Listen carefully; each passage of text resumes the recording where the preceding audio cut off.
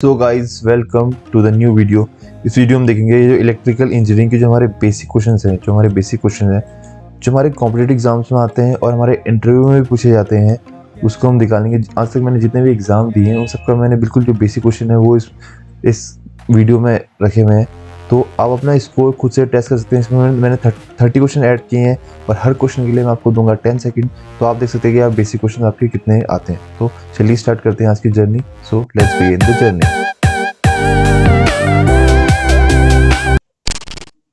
तो first question है what is unit of power. ठीक है, इसका जो ऑप्शन है वो है वॉट पर सेकंड, जूल्स पर सेकंड, वॉट एंड है बोथ PNC।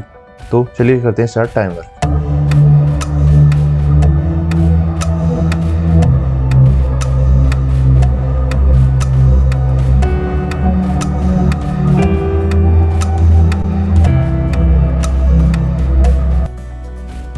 तो बेसिकली जो पावर होता है उसका जो फॉर्मूला होता है वो होता है वोल्ट इनटू करंट। ठीक है, volt into voltage into current होता है। और जो वोल्टेज होता है उसका फॉर्मूला होता है जूल्स पर कूलम होता है। और जो हमारा करंट है उसका फॉर्मूला होता है हमारा कूलम पर सेकंड। ठीक है, तो अगर इसकी जो वोल्टेज और जो करंट है उसकी वैल्यू को हम अगर इस फॉर्मूले में पुट कर देंगे तो हमारा बनता है ये।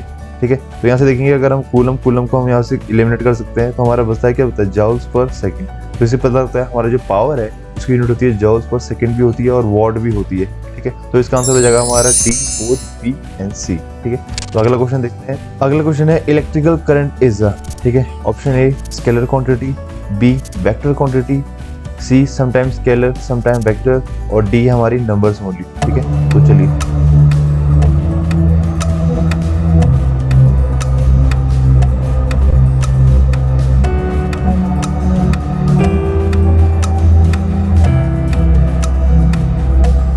तो बेसिकली जो हमारा इलेक्ट्रिकल करंट होता है वो होती है हमारी स्केलर क्वांटिटी होती है। ठीक है, इसके बारे में अगर आपको जाना है तो आपको एक डिटेल में वीडियो बना सकता हूँ अगर आपको इस बारे में नहीं पता हो। ठीक है, तो नेक्स्ट क्वेश्चन में चलते हैं। नेक्स्ट क्वेश्चन है हमारा रेसिस्टिविटी इज डिपेंड अपॉन। तो बेसिकली जो रेसिस्टिविटी थी वो डिपेंड किस पे करती है। तो इसका ऑप्शन है हमारा length of conductor, B temperature of material, C nature of material या D both B and C।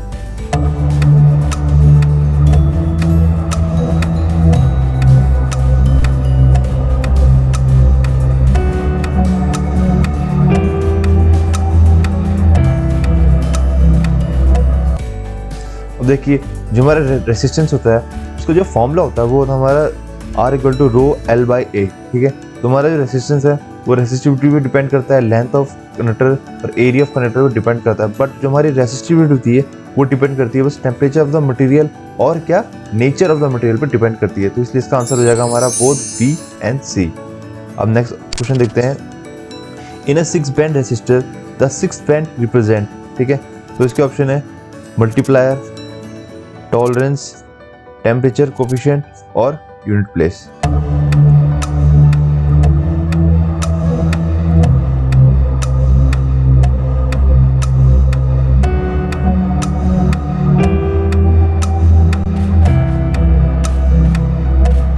तो बेसिकली हमारा ये देखिए ये हमारा 6 बैंड का रजिस्टर है। ठीक है, इसमें 6 बैंड है, 6 कलर है। ठीक है, जो हमारा कलर बैंड होता है वो कुछ इस तरह से होता है। कलर होती है उसकी वैल्यू होती है, एक मल्टीप्लायर होता है उसका टॉलरेंस वैल्यू होती है। तो बेसिकली जो हमारा 6 बैंड का ये होता है हमारा रेसिस्टर होता है। ठीक है, ये जो हमारा ये है ये 100 प्लेस को डिफाइन करता है, ये यूनिट ये करता है हमारा 10 प्लेस को और ये करता है यूनिट प्लेस को। जो हमारा फोर्थ होता है ये होता है मल्टीप्लायर, ये होता है टॉलरेंस वैल्यू। और जो हमारा लास्ट है 6th बैंड ये रिप्रेजेंट करता है हमारी क्या करता है टेम्परेचर कोफिशिएंट को रिप्रेजेंट करता है। ठीक है, तो इसका आंसर हो जाएगा हमारा C टेम्परेचर कोफिशिएंट। ठीक है, तो अगला क्वेश्चन है KVL deals with the conversation of. तो इसके ऑप्शन है हमारे मास, B मोमेंटम, C चार्ज और D है एनर्जी। ठीक है,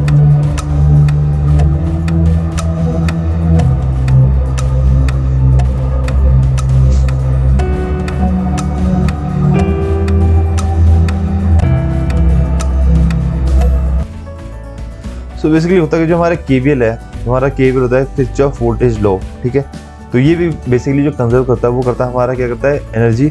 और जो KCL होता है हमारा किरचॉफ करंट लॉ वो करता है हमारा कंजर्व चार्ज। ठीक है, तो हमारा इस क्वेश्चन का आंसर हो जाएगा क्या हो जाएगा D एनर्जी। ठीक है, अगला क्वेश्चन देखते हैं। आइडियल वोल्टेज सोर्स हैज, इसके ऑप्शन है zero internal resistance, B infinite internal resistance, C terminal voltage proportional to current और D terminal voltage proportional to load.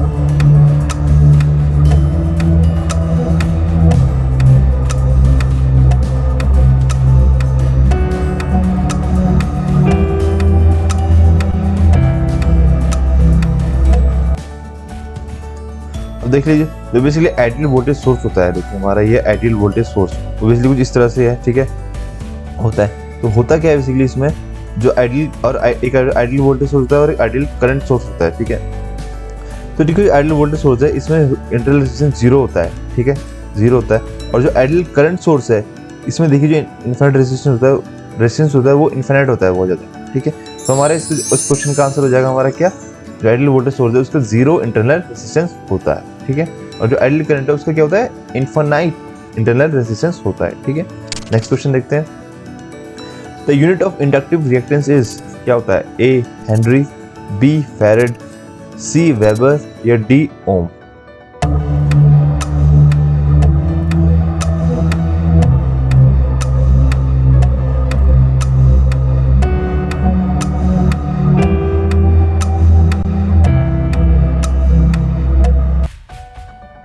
तो बेसिकली जो इंडक्टिव रिएक्टेंस होता है उसका जो फॉर्मूला होता है, देखो जो हमारा इंपिडेंस है उसका फॉर्मूला है R square plus XL plus XC होता है, ठीक है, रूट के अंदर, ठीक है। तो बेसिकली जो हमारा इंडक्टिव रिएक्टेंस होता है उसको बोलते हैं एक्सएल, और जो कैपेसिटिव रिएक्टेंस होता है उसको डिनोट करते हैं हम एक्सीसी, ठीक है, इसमें दोनों से डिनोट करते हैं। और इनका जो हमारा कैपेसिटिव रिएक्टेंस है उसका जो वो होता है यूनिट होता है वो होता है ओम्स होता है, ठीक है। और जो इंडक्टिव रिएक्टेंस होता है उसका भी हमारा क्या होता है, यूनिट ओम्स होता है। जो हेनरी है इसकी जो यूनिट होती है इंडक्टेंस, ठीक है, ठीक है। फैरेड की क्या होती है, कैपेसिटेंस होती है, ठीक है। और वेबर की क्या होती है, फ्लक्स होती है, ठीक है। तो जो ओम है वो किसकी यूनिट होगी, हमारी इंडक्टिव रिएक्टेंस की। जो भी हमारा इंपिडेंस होता है इसके अंदर जो भी आते हैं सबकी जो यूनिट होती है वो होती है हमारी ओम्स में होती है, ठीक है। नेक्स्ट क्वेश्चन देखते हैं, इसका आंसर हो जाएगा हमारा डी ओम्स, ठीक है।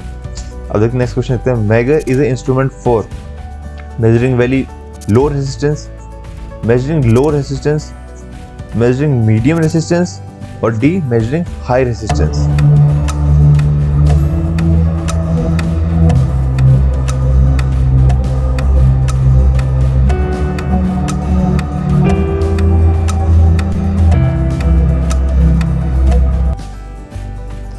तो बेसिकली हमारा एक डिवाइस होता है, ये मेगर बोलते हैं इसको।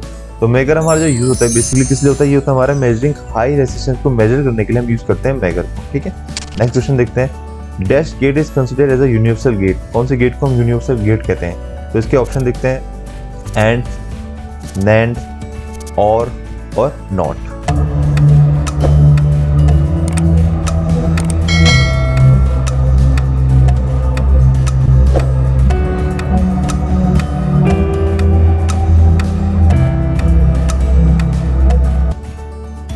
तो बेसिकली जो हमारे यूनिवर्सल गेट होते हैं, जो गेट होते हैं, क्या होता है, यूनिवर्सल जो गेट होते हैं वो होते हैं हमारे कौन से होते हैं, they perform all the logical operation of the basic gates like and, और नॉट।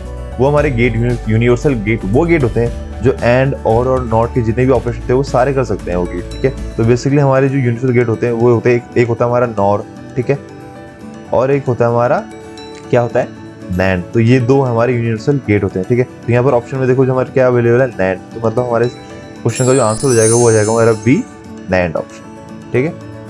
नेक्स्ट क्वेश्चन देखते हैं। The spacing between phase conductor of a 220 kV line in approximately equal to, ठीक है। ऑप्शन देखते हैं, 2 metre, B 3.5 metre, C 6 metre और D हो गया हमारा 8.5 मीटर, ठीक है।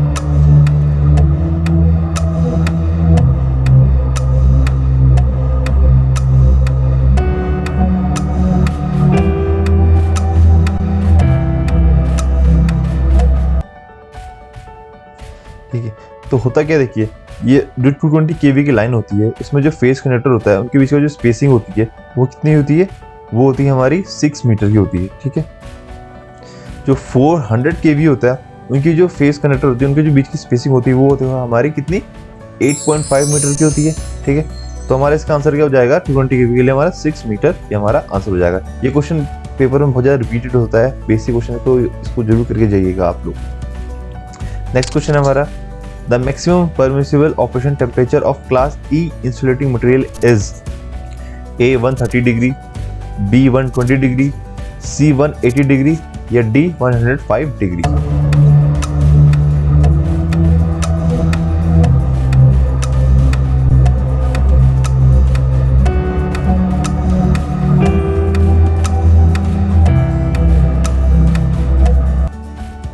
तो बेसिकली जो मैक्सिमम परमिसिबल ऑपरेटिंग टेम्परेचर का जो चार्ट होता है, देखिए ये हमारा कुछ इस तरह का होता है। देखिए क्लास वाई का, class A, class C, class B, class F, class H और क्लास सी, इनके टेम्परेचर देखिए आप। जो मैक्सिमम टेम्परेचर होता है इनका 90 डिग्री, फिर 105, 120, 130, 155, 180 और 180 से 25 के आगे। ठीक, तो इसमें हमें पूछा क्लास ई, हमारा क्लास ई देखिए ये है, तो इसका जो मैक्सिमम टेम्परेचर वो कितना है 120 डिग्री सेल्सियस। तो इसका आंसर हो जाएगा हमारा ऑप्शन बी। नेक्स्ट क्वेश्चन देखते हैं। Which of the following has a no units, इसमें से कौन सा जिसकी यूनिट नहीं होती। ठीक है, तो पहला हमारा परमिबिलिटी है, बी है मोमेंट ऑफ मैग्नेट, सी है मैग्नेटिक ससेबिलिटी और डी है परमिटिविटी। ठीक है,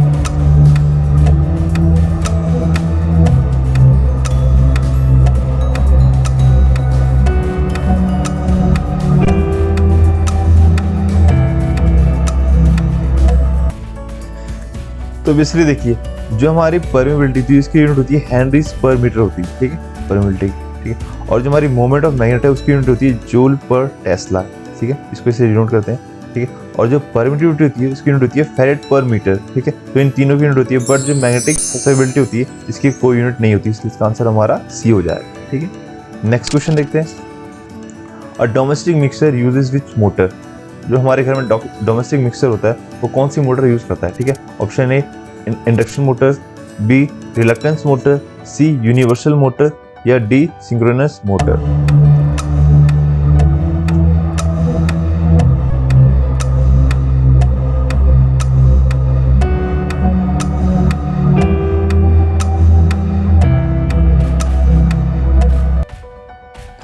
तो बेसिकली होता क्या है, जो हमारा घर में मिक्सी, वॉशिंग मशीन होता है, हमारा सीलिंग फैन है जैसे हमारे घर पे, या रेफ्रिजरेटर है और वॉशिंग मशीन है और जो हमारा मिक्सर होता है, तो बेसिकली इसमें मोटर यूज़ होती है। तो जो रेफ्रिजरेटर और सीलिंग फैन होता है इसमें हमारी होती है सिंगल फेस की इंडक्शन मोटर यूज़ होती है हमारी घर। ठीक, बट जो हमारे मिक्सर और वॉशिंग मशीन है इसमें होती है हमारी कौन सी मशीन, यूनिवर्सल मोटर यूज़ होती है। ठीक है, यूनिवर्सल मोटर कौन सी होती है, यूनिवर्सल मोटर होती है इलेक्ट्रिकल मोटर जो AC और DC दोनों पावर पे ऑपरेट हो सकती है। ठीक है, वो होती है हमारी मिक्सर और वॉशिंग मशीन। ठीक है, तो इसका आंसर हो जाएगा हमारा ऑप्शन सी। ठीक है, अब नेक्स्ट क्वेश्चन देखते हैं। यूनिट ऑफ रिटेंटिविटी, ठीक है, is, option A ampere turn, B weber, C ampere turn पर मीटर और डी वेबर पर स्क्वायर मीटर। ठीक है,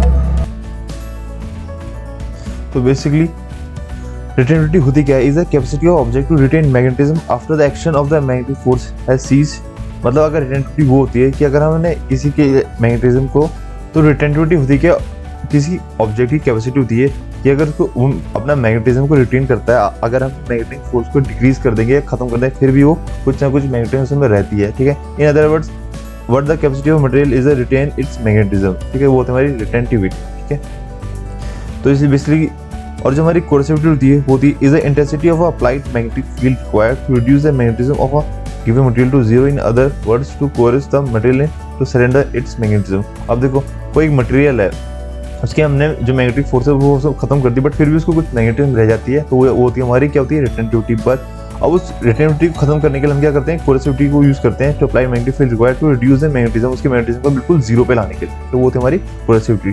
ठीक है, तो यहाँ से हमारी जो रिटेंटिविटी है उसका जो यूनिट होती है वो जाती है हमारी कितनी, वेबर पर स्क्वायर मीटर। ठीक है, नेक्स्ट क्वेश्चन देखते हैं। Internal resistance of a dry cell कितना होता है। ठीक है, ए 1 से 15 ओम के बीच में, बी 2 से 5 ओम के बीच में, सी 1 से 1.5 ओम के बीच में और डी 0.2 से 0.4 ओम के बीच में।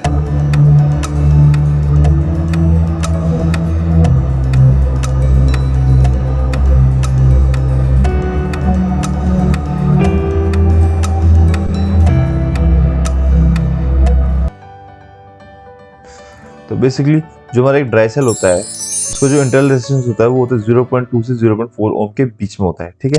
अब नेक्स्ट क्वेश्चन देखते हैं। The function of oil use in a transformer is, जो हम ट्रांसफार्मर में ऑयल यूज करते हैं उसका फंक्शन क्या होता है, ठीक है। Option A to provide lubrication, B to provide protection against overload, C to provide insulation and cooling, and D to provide conduction path between winding, ठीक है।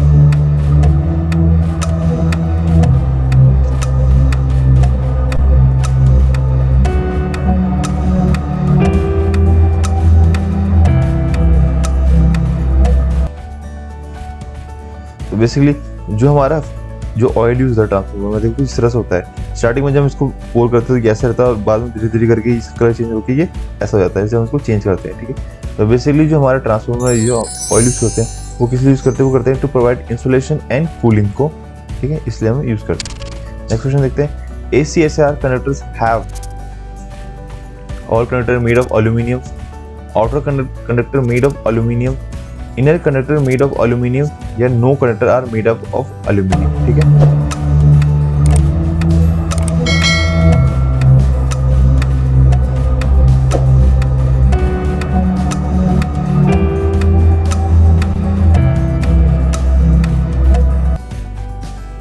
तो बेसिकली जो हमारा एशिया कंडक्टर होता है वो होता है एल्यूमिनियम कंडक्टर स्टील रेनफोर्स, इसकी कभी वो फुल फॉर्म भी पूछ लेता है, ये उसकी फॉर्म होती है, ठीक है। तो बेसिकली देखो ये हमारा कंडक्टर है, देखिए इसकी जो आउटर शेल में होता है वो क्या होता है हमारा, वो होता है हमारा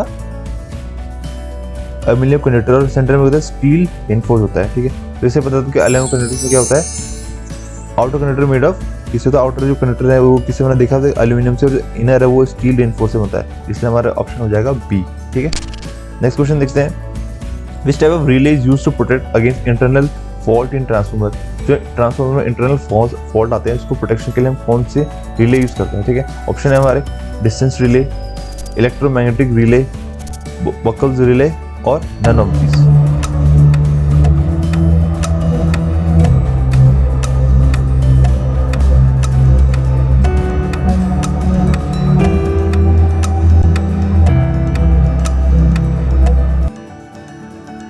तो बेसिकली जो हम ट्रांसफार्मर की प्रोटेक्शन के लिए हम इंटरनल फॉल्ट के लिए हम रिले यूज करते हैं वो होती है हमारी, ये हमारा बकल्स रिले को हम यूज करते हैं, तो इसका ऑप्शन हो जाएगा C, Buchholz relay. Next question देखते हैं। Backup protection is used to protect, जो बैकअप प्रोटेक्शन होती है वो किस चीज को प्रोटेक्ट करने के लिए होती है।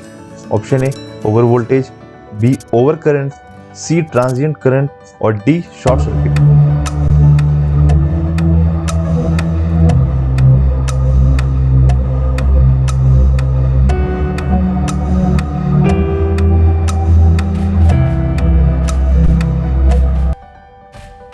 तो बेसिकली जो बैकअप प्रोटेक्शन होता है वो यूज होता है हमारा शॉर्ट सर्किट को प्रोटेक्ट करने के लिए, ठीक है। अगर सिस्टम में शॉर्ट सर्किट होता है तो उसके लिए हम बैकअप प्रोटेक्शन रखते हैं, ठीक है।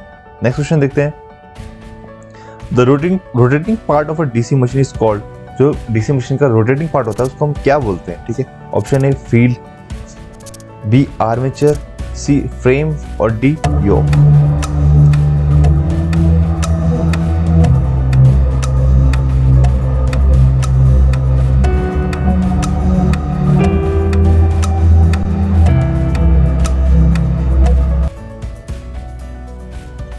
तो बेसिकली जो हमारा देखिए पार्ट ऑफ डीसी मशीन है, तो इसमें जो बेसिकली जो रोटेटिंग पार्ट होता है वो तो हमारा क्या होता है आर्मेचर होता है, ठीक है। ये हमारे सारे पार्ट है इसके डिफरेंट पार्ट, और ये हमारा डीसी मशीन के पार्ट है, ठीक है। तो इसका आंसर क्या हो जाएगा हमारा बी, आर्मेचर, ठीक है। वो होता है हमारे rotating part DC machine. Next question देखते हैं। The rating of fuse wire is always express, ये क्वेश्चन सबसे ज्यादा बार पूछा जाता है, सबसे ज्यादा पूछा जाता है, ठीक है। तो इसके ऑप्शन क्या क्या है, वोल्ट्स, बी एम्पियर्स, सी एम्पियर वोल्ट्स, और डी एम्पियर आवर।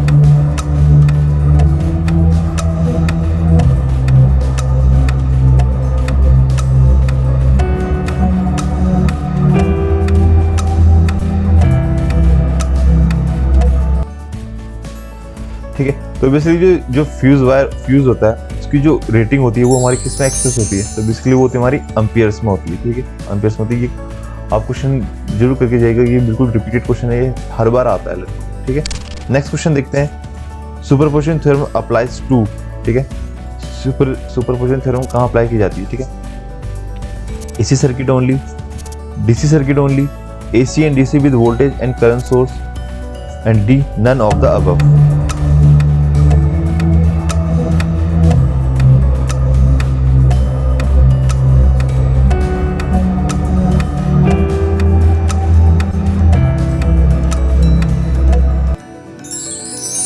तो बेसिकली सुपरपोजिशन थ्योरम अप्लाई होती है AC and DC with voltage and current source में अप्लाई होती है। ठीक, नेक्स्ट क्वेश्चन देखते हैं। Conductance is a measure in the terms of, किस टर्म्स में इसको मेजर करते हैं? ओम्स पर मीटर, मीटर पर ओम्स, मो पर मीटर या मो। ठीक है,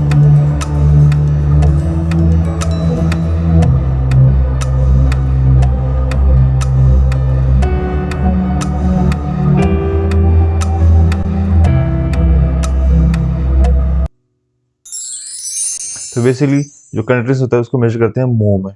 ठीक है, नेक्स्ट क्वेश्चन देखते हैं। The cheapest system of internal wiring, सबसे चीपेस्ट सिस्टम जो होता है इंटरनल वायरिंग का वो कौन सा है? ए कैसिंग कैपिंग, बी क्लीट, सी CTS और TRS और डी कंड्यूट।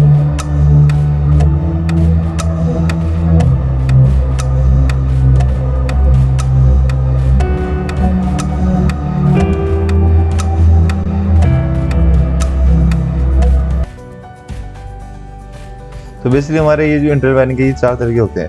ठीक है, ये हमारे ABC है कैसिंग कैपिंग, बी क्लीट, सी CTS और TRS और डी कंड्यूट होता है। तो बेसिकली जो सबसे चीपेस्ट सिस्टम होता है वो होता है हमारा कौन सा होता है? क्लीट वायरिंग सबसे चीपेस्ट सिस्टम होता है हमारा इंटरनल वायरिंग। ठीक, नेक्स्ट क्वेश्चन देखते हैं। The unit of reactive power is, reactive power की यूनिट क्या होती है? वॉट, VA, VAR या D all of the above.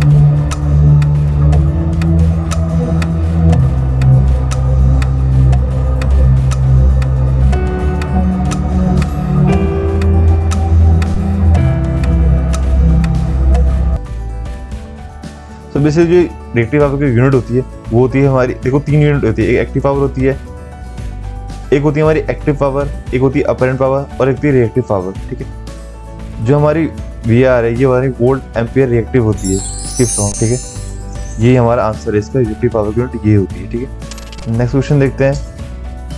A capacitor of capacitance 0.25 microfarad is charge to a voltage of 50 volt, find the charge of the capacitor.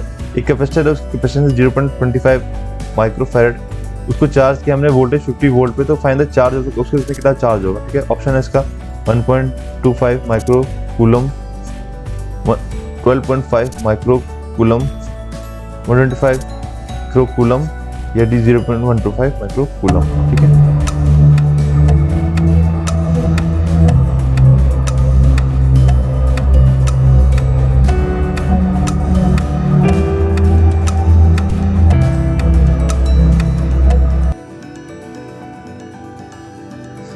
सो देखिए हमारा जो charge होता है उसका फॉर्मूला होता है CV, कैपेसिटेंस इनटू वोल्टेज होता है। ठीक है, तो यहाँ से देखो हमें वैल्यू दे रखी है, जो हमारा चार्ज है ये कितना है कैपेसिटेंस का, वो 0.25 है जो कैपेसिटेंस है, और जो वोल्टेज है वो हमें दे रखी 50। तो इस फॉर्मूले मैंने पुट कर दिया। ठीक है, यहाँ सिंपल, और इसको मैंने वैल्यू पुट कर दी तो आएगा 12.5 माइक्रो कूलम। ठीक है, हमारा ऑप्शन जो है वो हमारा बी सही हो जाएगा। ठीक है, नेक्स्ट क्वेश्चन देखते हैं।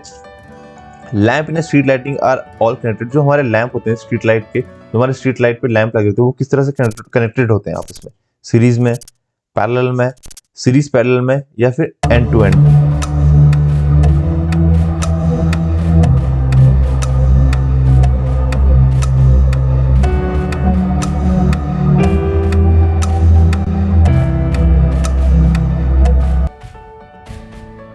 सो होता क्या है बेसिकली, ये देखिए जो हमारे स्ट्रीट लाइट होती है उसके जो लैंप होते हैं वो किस तरह से कनेक्टेड रहते हैं? तो बेसिकली वो सारे हमारे कनेक्ट होते हैं पैरेलल में, क्योंकि पैरेलल में कनेक्ट होने से क्या होता है, अगर हमारा एक खराब हुआ तो दूसरा चलता रहेगा, बट अगर सीरीज में कनेक्ट हो गया और बीच में एक भी अगर हमारा खराब हो गया लैंप, तो क्या होगा, एक भी हमारा लैंप काम नहीं करेगा। इसलिए ये हमारा जो स्ट्रीट लाइट का जो लैंप होते हैं वो हमेशा पैरेलल में कनेक्टेड होते हैं। ठीक है, नेक्स्ट क्वेश्चन देखते हैं। अ 3-फेज induction motor has a 6 stator poles, if supply frequency is 50 hertz, find the sequence speed.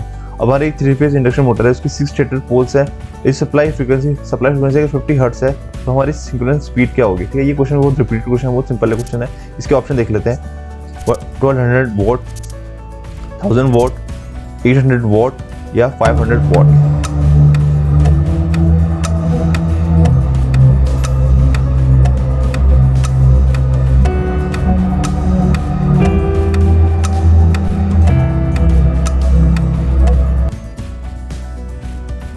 तो बेसिकली जो हमारा सिंक्रोनस स्पीड का फॉर्मूला होता है NS = 120 f/p, ये होता है सिंक्रोनस स्पीड का फॉर्मूला। ठीक है, इसमें हमें फ्रीक्वेंसी में दे रखी है, पोल में दे रखी है, क्या हम करेंगे वैल्यू इसमें हम पुट कर देंगे। ठीक है, तो हो गया 120 × 50 फ्रीक्वेंसी, और जो हमारे पोल है वो 6, तो ये कर दिया। यहाँ से हम सॉल्व करेंगे, इसका 6 से 6 कट गया, तो ये आ गया हमारा 20, इसको हम इंटू करेंगे तो हमारा जो आंसर है वो हमारा B 1000 वॉट, ये हमारी सिंक्रोनस स्पीड है। ठीक है, नेक्स्ट क्वेश्चन देखते हैं। Electrical pressure is also called, electrical pressure हम किसे कहते हैं? ठीक है, ऑप्शन है रेजिस्टेंस को कहते हैं, पावर को कहते हैं, वोल्टेज को कहते हैं, या एनर्जी को कहते हैं।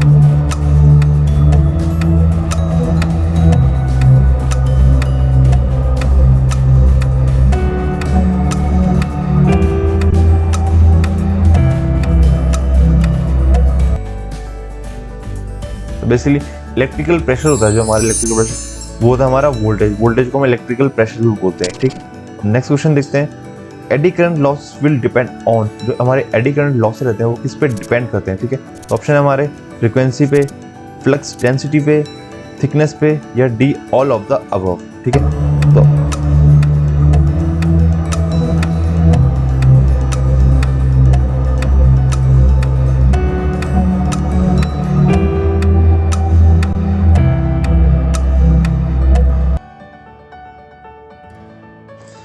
तो बेसिकली जो हमारा एडी करंट लॉसेस होता है उसका फॉर्मूला होता है कि फ्रीक्वेंसी इनटू होता है। तो इसमें से पता लगता है हमारे एडी करंट लॉसेस है वो सब पे ऑल ऑफ द अबव सब पे डिपेंड करते हैं, फ्रीक्वेंसी पे डिपेंड करते हैं, फ्लक्स डेंसिटी पे भी डिपेंड करते हैं, और टी थिकनेस पे भी डिपेंड करते हैं। तो हमारा ऑप्शन है ये डी हो जाएगा। ठीक है, सो आई होप गाइज आपको ये वीडियो अच्छी तरह समझ में आ गया होगा। आपने जितना भी आपने स्कोर किया है वो कमेंट डाउन जरूर करें, और आपको इस आपकी बेसिक नॉलेज भी थोड़ी इन्हांस हो जाएगी। ठीक है, तो मैं मिलता हूँ आपको जल्दी अगली वीडियो में। Till then be safe and stay healthy. Thank you so much.